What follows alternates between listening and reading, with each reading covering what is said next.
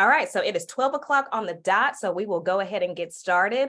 Thank you all for joining us for our first ever Lunch and Learn. So we're going to be having this Lunch and Learn every Thursday at 12 p.m. Central Standard Time. And so if something happens and I'm out of town and I know ahead of time, then I'm going to have a recording available and just schedule it to release at 12. But my goal is to show up for you all every Thursday because I had my event last week, the Slim Down Showdown. And what I'm realizing is that I'm not going hard enough.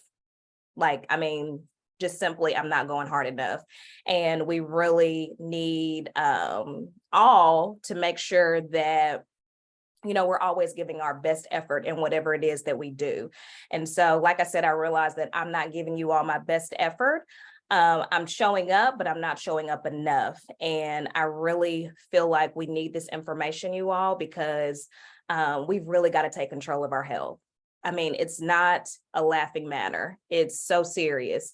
African Americans especially, and I know we have a diverse group of people that are in this Facebook group, but the amount of chronic diseases that African Americans are being diagnosed with is atrocious.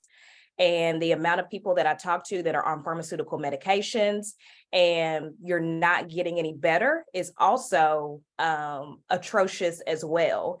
And I just don't feel like we hear the messaging that getting rid of our chronic diseases and getting off of those pharmaceutical medications is possible. Because a lot of times we want to do surface level stuff. We say, oh, I want to lose weight. And that's really kind of where we stop. When I dig a little bit deeper, I find that you want to have more energy. You want to feel more confident in your clothes. I find that you want to do that. But it's just like, what if we went even deeper? What if you, like I said, reversed your chronic diseases? What if you got off of your pharmaceutical medications? What if you were literally able to change the trajectory of not just your health, but your family's health? And so I really want us to dig deeper, to dive deeper, because you deserve it. You deserve to have the body of your dream, to have the health of your dream. And I have so many thoughts in my mind about that, but I'm just going to stop there. And I am going to say this. So I have my shirt on today and it says, talk less, do more. And I'm not only telling this to you all, but I'm telling this to myself. Let's stop talking about it and let's be about it. Because how many of us, and I'm going to raise my hand, we're like, I'm going to do this. I'm going to do this. I'm going to do this. You know what? I really want to do this and I'm going to do it. And then you don't do it. You simply don't do it. And for whatever reason. And a lot of us, we have a lot of excuses on why we don't get things done. But I really want us to stop talking about it and just be about it. Like, let your life show instead of your mouth showing. Because we all know people like that. They talk all day and nothing has changed. So let's do the opposite. Let's talk less and let's do more. And let's start today by successfully balancing our blood sugar, getting the knowledge to do that. And so my name is Maggie Bell. I am a registered dietitian and I'm a registered nurse. I became a registered dietitian in 2011. So I've been a dietitian for over 12 years now. And I became a registered nurse in 2017. So I've been a nurse for almost 7 years. And that is absolutely insane to me. And so I do have my own nutrition and wellness business, and I specialize in weight loss, blood sugar management, and root cause healing. So just in case you weren't with us last week, what root cause healing is getting to the root of your health issues. So I find that a lot of people that I work with, they tell me that they want to lose weight. And so I take them through the program. And I find that as we dive deeper into their health, that they have some deeper rooted issues, and that's been the reason why they haven't been able to achieve their goals, is because there's something deeper going on. So finding what that deeper is and getting to the bottom of that so that you can literally bring your body back into balance naturally. Because what we don't realize is that our bodies are very intelligent, but they're also very sensitive. And so when the body is out of balance, especially for an extended period of time, it starts to do weird things. And it doesn't even really have to be super significant. Like it can literally just be one or two things are slightly out of balance and that throws you off. So once you're able to figure out what's out of balance and correct that, then you're able to bring the body back into balance naturally. And that's kind of what we addressed last week, is that a lot of times the pharmaceutical medications are just addressing the symptoms and they're not addressing our root cause. So that's why we're not getting any better over time. Get to your root cause, correct that. That's how you heal your body. So that's what I specialize in. And so today, you all, we're going to discuss diabetes statistics, signs that your blood sugar is out of balance, what your number should be, because I get this question quite a bit, like what should my blood sugar be in the morning time? What should it be at night? What should it be during the day? I got you. We're going to talk about that. And then we're going to talk about how you can successfully balance your blood sugar. And then I'll answer any questions that you may have. And if you're catching the replay, what you can do is just type your question in the chat, and I'll be just kind of looking at that throughout the week, and I'll answer it in the chat. All right, so let's get to it. So diabetes statistics. So according to the CDC, 37 million people, you all, in the United States have diabetes, and this is type 2 diabetes. 96 million have pre-diabetes. And if you know anything about statistics, you know that we're always a couple years behind or a few years behind. And so the numbers now are even higher. $327 billion in total cost and lost work wages for people that have been diagnosed with diabetes. So that's what our healthcare system has spent on people that have diabetes, over $327 billion. And the medical costs for people with diabetes are more than twice as high than people without diabetes. So if you have been diagnosed with diabetes, and probably too, if you've even been diagnosed with pre-diabetes, your medical costs are going to be at least double of those individuals that don't have diabetes. And so people who have diabetes and even pre-diabetes are more at risk for blindness, kidney failure. So a lot of people that we see on dialysis, you all, a lot of them got to that point because they had unmanaged diabetes. When I was in school, we learned that diabetes and high blood pressure were the top two reasons why people go into kidney failure and have to do dialysis. Heart disease. So if you've had a heart attack, or you've had an artery that's been blocked, totally blocked or partially blocked, that may be a result of diabetes. Stroke. And a lot of times, so we have a couple different versions of stroke. You've got your bleed and you've got your clot. So usually the one that's the clot is are a result of you either having high blood pressure or diabetes. And then also, we know this well, if you have diabetes, you're more at risk for losing your toes, your legs, and your feet. Diabetics are notorious for having amputations. Usually if I look at somebody and they have an amputation, I already know that either they were in the war or they have diabetes. And then also you're at risk for more general illnesses and chronic infections. So it's known too that people with diabetes are sick more often. And so why I wanted to put that slide in there is because I want you all to understand and know that diabetes is a serious diagnosis. When I was in school, I feel like there were two types of instructors. One type of instructor was like, oh, diabetes isn't really that big of a deal. You know, they just take their medicine and learn how to manage it. And then there were other instructors that I had that was, and one in particular, I'm looking at her face, her name was Courtney. And she said, diabetes is so serious. It is such a serious diagnosis. And I don't think that people understand that. And I could not agree more, because if you knew that a disease could lead to all of this, blindness, kidney failure, heart disease, stroke, loss of your limbs, general illness, chronic infections, wouldn't you want to do everything in your power to manage it? Or better yet, avoid it? But I'm finding that it's not that big of a deal to most people. Like most people just casually mention, oh yeah, I have diabetes. And then we talk even more and they're like, oh yeah, my hemoglobin A1C was 11%. Yeah, I wake up in the morning and my blood sugars are in the 300s.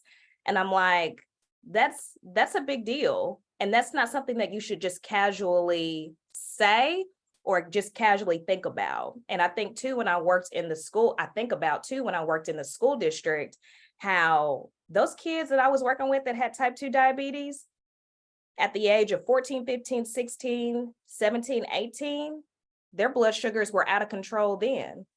So can you imagine when they get to be my age, when they get to be your age? Hey, Miss Paula, they're going to be blind. They're going to be on dialysis.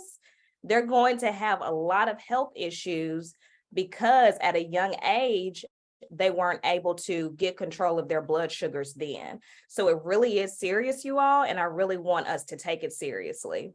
And so even though I'm saying we should take it seriously, what I want us to understand is that with the right tools, type 2 diabetes is reversible. It is reversible. A lot of times we've been told you have to live with diabetes for the rest of your life. You have to take this medication for the rest of your life. And what I want you to understand and know is that that simply is not true. You don't have to. You have the tools within you and the tools externally on this earth to reverse your diabetes. And so what are some of the signs that your blood sugar is out of balance? And this can be if you have diabetes and if you do not have diabetes. So here's some of the signs. You have fatigue, or you've been diagnosed with chronic fatigue syndrome. Low energy levels. So when you wake up in the morning, you're tired. After you eat a meal, you get the itis. You feel like you need to go lay down. Just chronically throughout the day, low energy. That's a sign your blood sugar's out of balance. You literally crave sugar. You crave it all day long.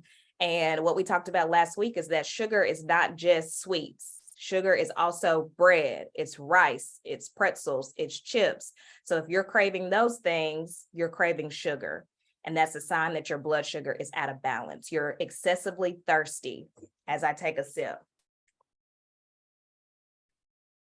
no matter how much water you drink, you are constantly thirsty. Sign your blood sugar's out of balance. Weight fluctuations. So you may have periods where you lose quite a bit of weight. And especially people, I find that in the beginning, when they're diagnosed with diabetes, one way that doctors are able to find it is because they've lost a significant amount of weight. And ironically, what I find that after they get diagnosed, then they struggle to keep the weight off. Increased urination. You're constantly going to the bathroom, even though you're not drinking that much water or beverages in general, you're constantly running to the bathroom. That's because your body has an excess amount of sugar and it's trying to eliminate it from the body to keep it in balance. Mood swings, nervousness, jitterness. So a lot of people, you're moody, especially after you get done eating. You literally don't want to be bothered. You just want to be left alone and you want to go either take a nap or just be by yourself. That's a sign that your blood sugar is out of balance. Blurred, worsening vision. I've heard a lot of people say I've got blurry vision, especially after I eat, or maybe just kind of throughout the day. I have periods where my vision just gets so blurry.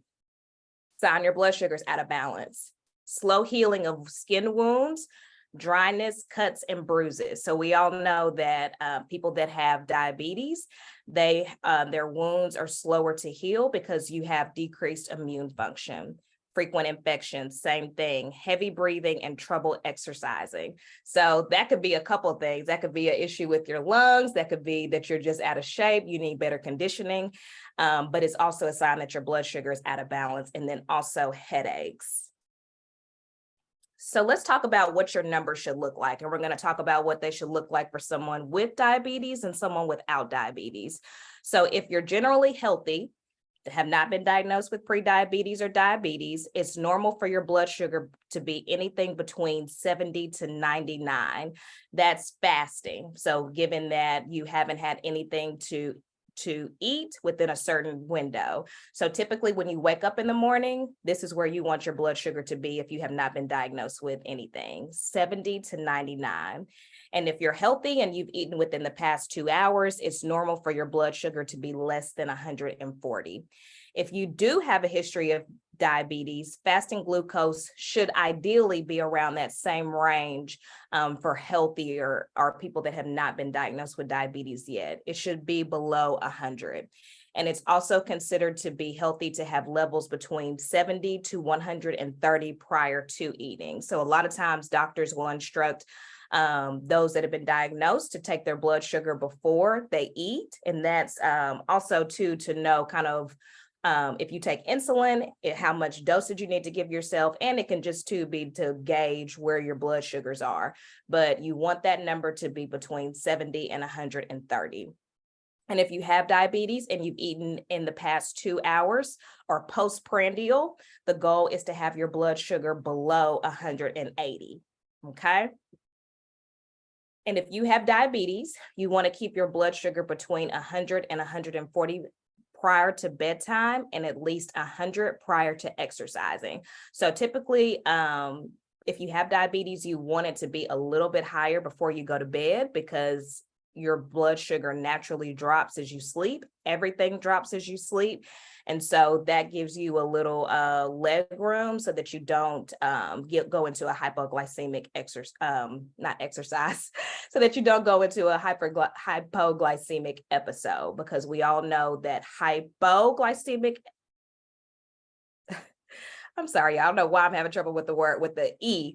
Hypoglycemic episodes are more dangerous than a hyperglycemic episode. And the same for exercising. You want your blood sugar to be a little bit higher, a little bit. This says at least over 100 before exercising, because exercising is going to naturally lower your blood sugar. All right. So now we've kind of talked about the preliminary. So let's get into how to successfully balance your blood sugar. So the first thing, you all, is you've got to keep track of your numbers. You've got to keep track of your numbers. I am mortified by the number of people that have been diagnosed with diabetes that are taking diabetes medication. And you're not just taking metformin or Jardiance or whatever these oral medications are, you're taking insulin. And you don't check your blood sugar. You just randomly give yourself a dose of insulin or take your medication. And I want you to stop doing that, because it is dangerous. Because even though most of us run higher, and that's why we do that, because we feel like we're always high, we feel like we're good, and we really don't feel like pricking our finger. What's going to happen one day is you're going to give yourself your medicine, or you're going to give yourself your insulin, and you're going to be on the lower side. And that dose that you give yourself is going to almost take you out, if not take you out. And what did we just say? That a hypoglycemic episode is more dangerous than a hyperglycemic episode. And I get it. You know, I have a blood sugar machine here because I struggled with insulin resistance when I was having issues with my health. And one of the things that my practitioner at the time said to do was check your blood sugar every day. And that got really old. I got really tired of pricking my finger. It was not pleasant. It hurts. You know, I don't like to be stuck, but that's the only way that you can keep track of your numbers. That's the only way that you can know if you're getting better. That's the only way that you'll know how to adequately dose your medication, is if you check your numbers, check your blood sugar. So you should be keeping track of your numbers. You should be making sure that you are not running out of your materials. So I can't tell you also how many people tell me, well, I ran out of my strips, so I haven't taken my blood sugar in the last month because I've ran out of my strips and I haven't gotten any more. You are 50, 60, 70, 80 years old. And most of you all have children. And if your child did that, you would rip them a new one. But when you do it, it's okay. That doesn't make sense, and that's not okay. You should be keeping track of your supplies so that you don't get yourself in a situation where you run out, okay? You should be also checking your blood sugar at a minimum in the morning. So when you wake up, before meals, especially if you take medication, and then before bedtime, because if your blood sugar is 50, you don't necessarily want to go to bed with a blood sugar that's 50, because I said you're naturally going to drop lower. So now you're going to put yourself at risk for a hypoglycemic episode. So keep track of your numbers, you all. You're responsible for your health. You've got to make sure that you've got your supplies and that you've got a log where you're keeping track of these numbers so that your doctor can know what to do with your medication. Even though if you do what I say, you'll get off of it.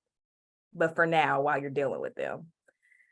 So the next thing, you all, is to eat balanced meals. So if you've been following me for any amount of time, then you know I preach macronutrients. So we want to make sure that at all of our meals that we're incorporating all of the macronutrients.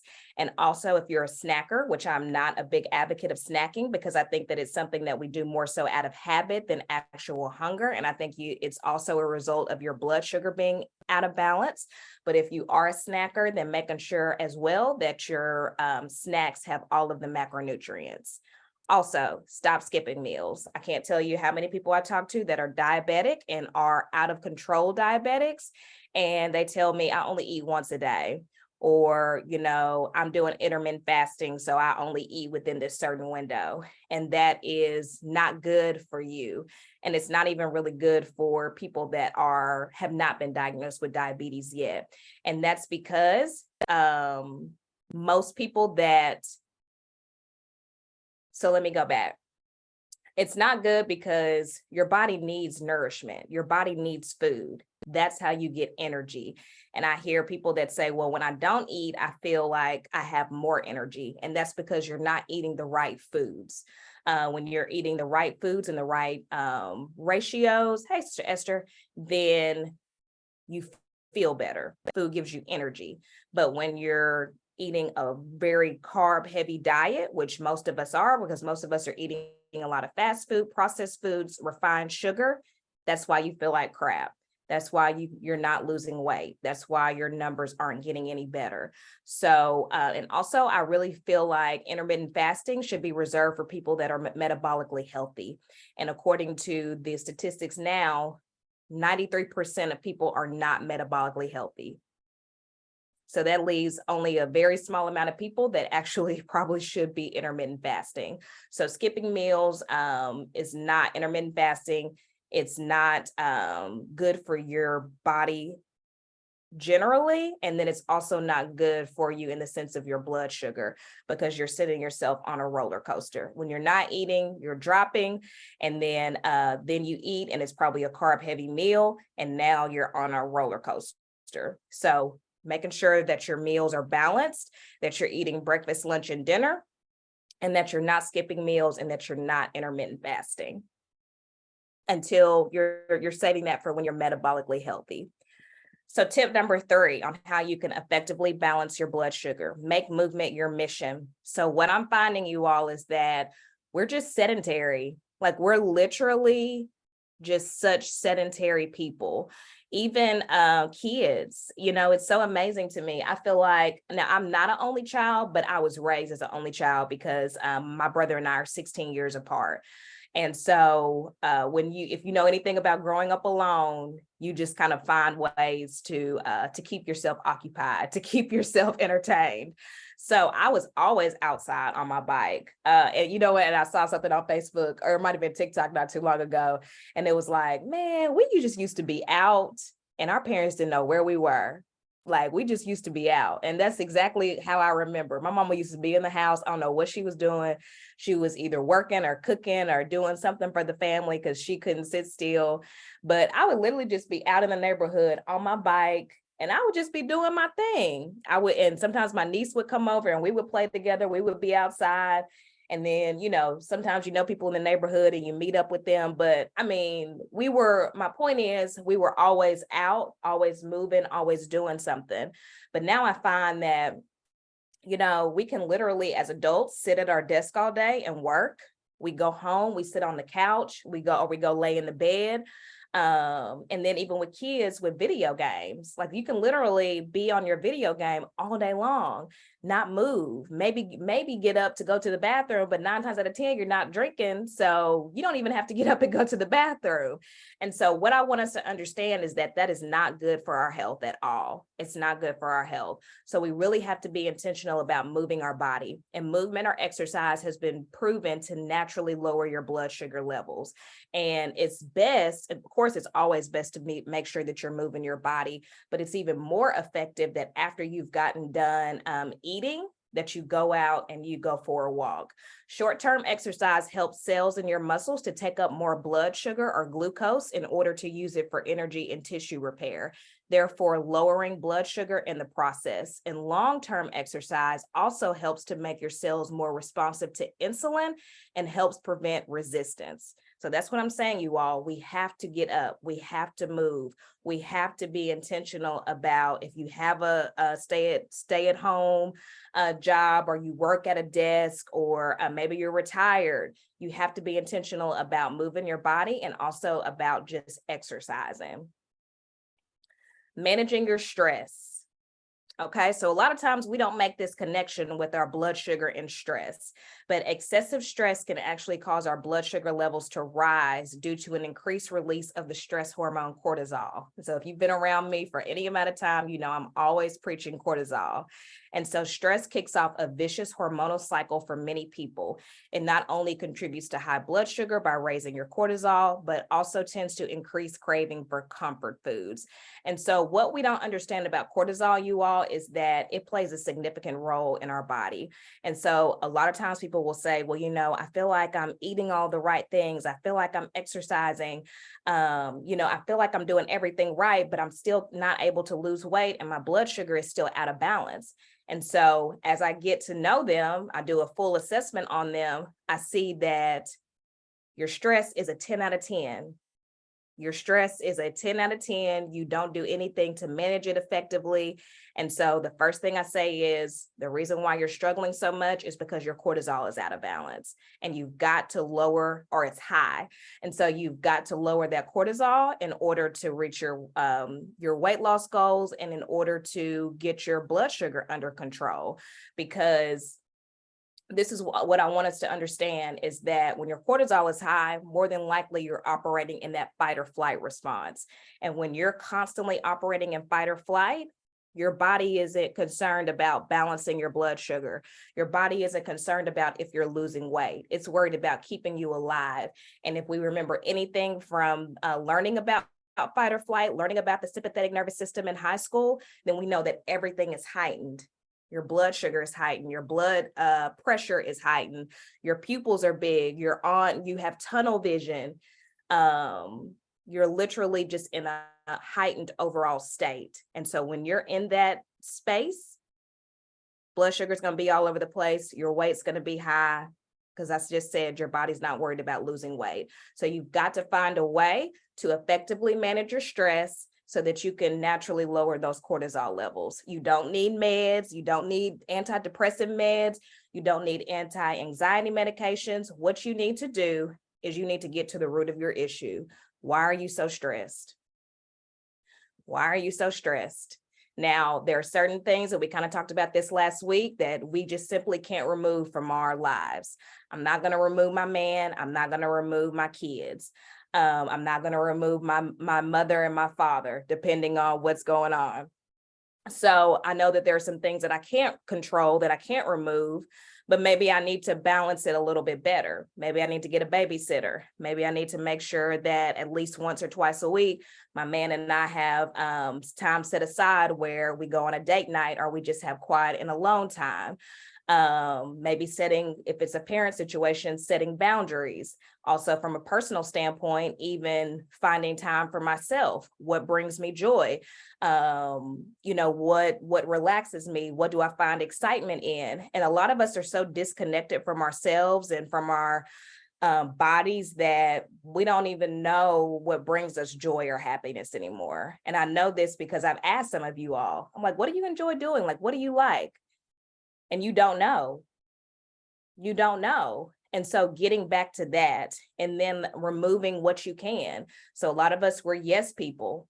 We say yes to everything. So get into the habit of, you know what? No, I can't. I can't make that engagement, or I can't serve on this committee. I can't take on another, what's the word I'm looking for? Commitment. Because if I do, I'm going to lose my mind.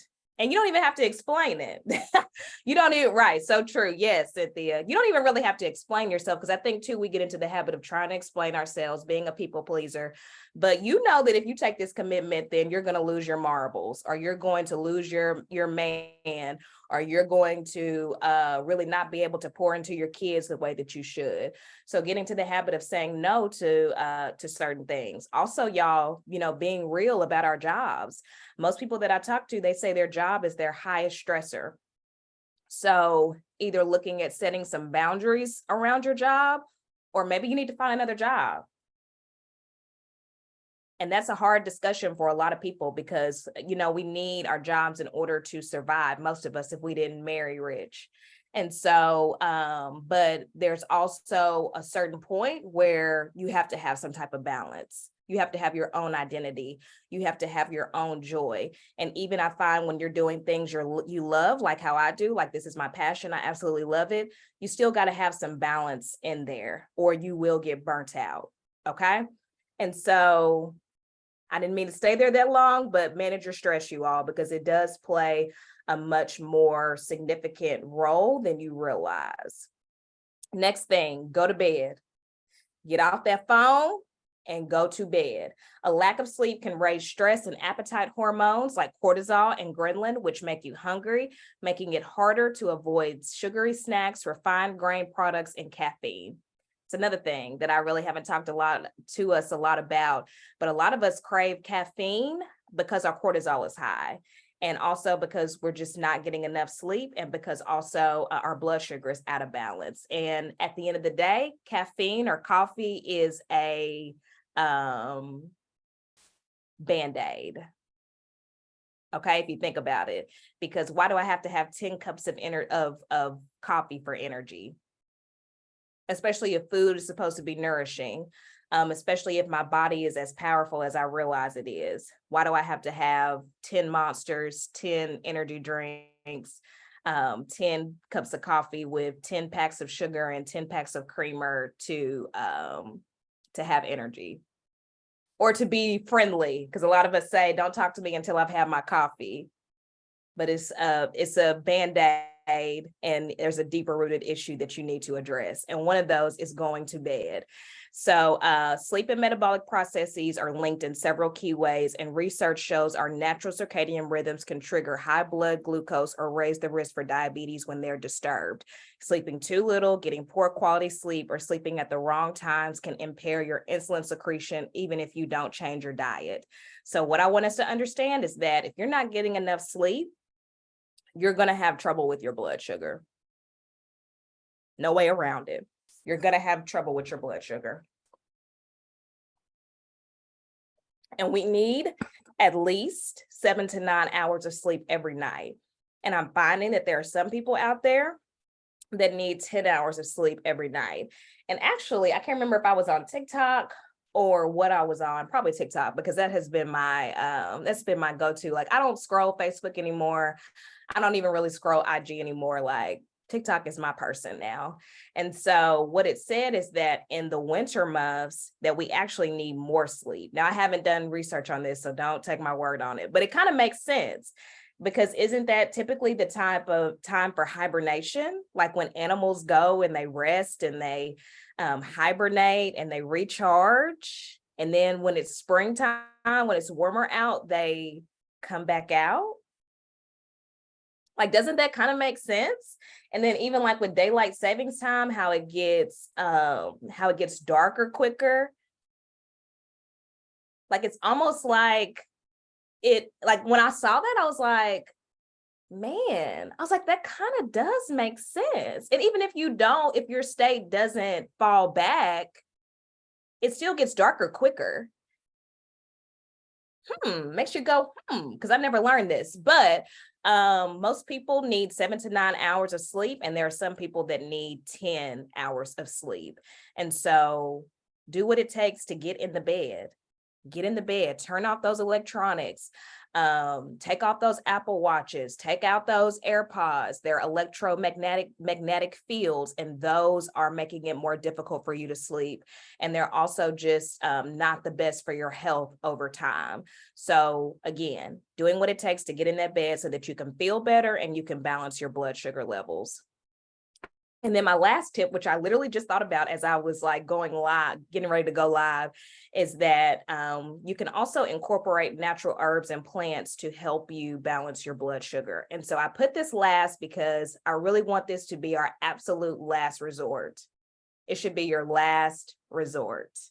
Okay, because I think a lot of times we get so dependent on supplements. I have more people that ask me, what supplement should I take versus, what can I do nutritionally to help my health? What can I do wellness wise to help my health? A lot of us just want something quick, fast, and easy.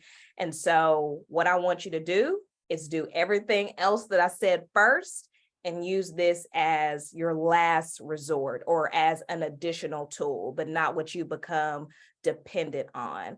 And so if you know anything about me, you know that my favorite herb to recommend for your blood sugar is berberine or berberine. And it has been shown to be just as, if not more effective than metformin. And of course, we know that it won't have all of the side effects of metformin. And so all you got to do is go online and Google berberine. And that's one of the top things that will come up, is that there have been so many studies that have been done on between berberine and metformin and what I just said. And the more I learned about berberine, the more I learned just how amazing it is, because it's not just good for your blood sugar, but it's also good for your cholesterol levels. It's also good for your gut health. A lot of people take it just to kind of help manage their weight. I mean, literally, again, if you go online and you just kind of do a random search for berberine, it'll not only tell you how effective it is for your blood sugar, but just your general health as well. And so the supplement that I was taking for berberine was Cellcore GCO. And so now, and it just happened to be in here. I didn't even, and actually that's what made me think about it. I was like, oh yeah, I forgot about berberine, putting that in there. But Hum Nutrition sent me a sample of this because they recently just released this. And so this is the one I'm trying now. And it's got 1,200 milligrams of berberine in there. And it also has, the only other ingredient is BioPerine. And you know what? And I Googled this the other day, and now I cannot remember what it is, but it's something natural. Look, I wouldn't be recommending it if it was not natural. But this particular supplement, you take 2 capsules a day with food. And on the label, it says that it supports healthy glucose levels, healthy weight management, and gut health. And so I just started this. And so before I start recommending this to people, I'm going to do it for the full 30 days and then let you all know my thoughts. But for now, I'm actually not against it. I actually like it pretty well so far. So, but yeah, adding an effective berberine supplement can be helpful. And also I should have put this in here, but I really want us to be mindful of our supplements that we're choosing, because a lot of times we want to just go for the cheapest one. We see one in Walmart and we're like, oh, I'm going to get that one. But just because it's cheap does not mean that it's the best. And so we really want to be mindful of quality when we are looking for supplements. So for instance, this supplement, it's vegan, it's non-GMO, it's gluten-free. It doesn't have any artificial colors, sweeteners, flavors, or preservatives. No talc, EDTA, or derivatives. No hydrogenated oils, high fructose corn syrup, or magnesium silicate. No titanium dioxide, shellac, or pharmaceutical glaze. And so I didn't even realize, y'all, that so many of these supplements have all of this extra stuff in there. And it's typically the cheaper ones, okay? And so just being mindful of that. And so I would say, so just to kind of review, how we can successfully manage our blood sugar is by keeping track of our numbers, okay? Because you are responsible for your health. And if you have been diagnosed with diabetes, you should be keeping track of your levels. And you should also be keeping track of your supply so that you don't run out. And at a minimum, you should be checking in the morning, before meals, and then before you go to bed. You should eat balanced meals. You should not be intermittent fasting. You should not be skipping meals, and you should be making sure that you're incorporating all of the macronutrients at meals and snacks. Make movement your mission. Do not give in to this sedentary way of living. Make sure that you're being intentional about moving your body. Make sure that you are exercising. You know that I recommend low impact exercising, but do not get sucked into just sitting all day. Manage your stress. We've talked in a lot of detail about that, but to keep your cortisol levels down, which is going to help you balance your blood sugar, make sure that you're managing your stress. Go to bed. You need 7 to 10 hours of sleep every night. So putting yourself in that position to make sure that you are getting that. And then incorporating your plants and herbs. And mine is berberine that I recommend. So if you have done all of these things, you have literally done all of these things to a T, and you are still struggling with your blood sugar, you probably have a deeper issue that needs to be addressed. Okay. So a lot of us, like I started the presentation with, I said that I specialize in root cause healing. What a lot of us don't realize is that we have a deeper rooted issue. And so the medications are not going to address that. The things that I just said, the natural things, they help, but they're not going to solve the issue. So getting to the deep rooted issue and correcting that will allow you to bring your body back into balance naturally and heal your body of the diabetes. And so in conclusion, managing your blood sugar is possible. And I hope that you realize that after this presentation, that it is possible to successfully manage your blood sugar with the right tools. Also, getting off of your diabetes medication is possible. However, you have to believe that, and you have to get the knowledge. And you also have to put forth an effort and put the work in. Because I think a lot of us, you all have just become so dependent on other people. We become very dependent on the doctors. We become very dependent on the meds, and we don't really do anything different. We just take the meds, and then we wonder why we're not getting any better. But when you find the knowledge, when you get the knowledge, which is what I have been trying to do, you have to put forth an effort and actually apply it. And if you find, like I said, that you think it's a deeper rooted issue or that you need more help, I'm here for you. I'm here. And I think that's my next slide. You can book a free call with me to dig deeper into your issues, to dig deeper into your health. And what I'm finding too is that a lot of us, we think we're doing everything right, but there's some things that we're missing, especially when it comes to your nutrition. So you have to realize that your health is an investment, and that you have to be willing to invest in yourself so that you can be free. Because a lot of us are slaves and we don't even realize it. You're slaves to the diseases that you have. You're slaves to your pharmaceutical medication, and you're okay with it. You're okay with it. You've gotten very complacent with it. And so you have to want better for yourself. And so I really want to challenge you to do that, to want better for yourself and to do better. And so does anyone have any questions? I'm going to just kind of go through the chat. Hello, everyone. I know some people have dropped in and out, but thank you all for being here. But I take Tradjenta 5 milligrams. So what's your question, Sister Fleming?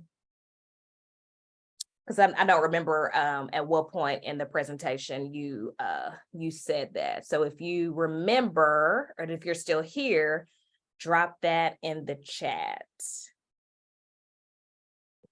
And there's so many, I'm realizing how out of touch I am because I did my in-person nutrition class last Saturday, and somebody was telling me the diabetes medication they take. And I was like, oh, I have no clue what that is.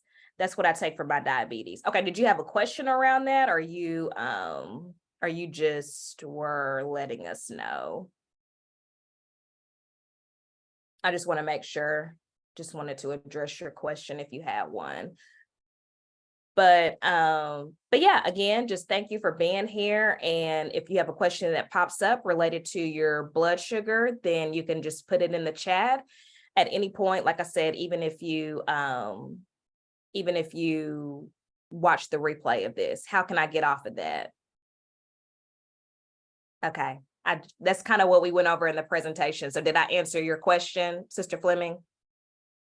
How you get off of that is by doing the things that I said. And then if you feel like you've done all of those things, then you've got a deeper rooted issue that needs to be addressed. So working with me, finding out what that deep rooted cause is and going in and correcting that is going to be how you get off of your pharmaceutical medications.